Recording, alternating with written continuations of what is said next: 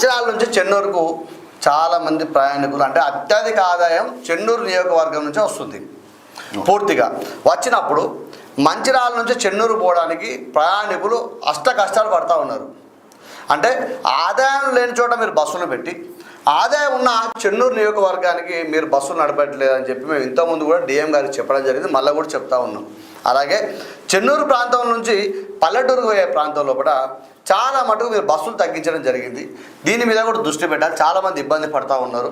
అలాగే ఇంకొకటి ఏంటంటే సాయంత్రం పూట 5 తర్వాత 6 తర్వాత సాయంత్రం పూట బస్సులు లేక ఒక్కొక్క బస్సుకు అంటే పరిమితికి మించి ప్రయాణికులు ఎక్కి వెళ్ళడం జరుగుతూ ఉంది.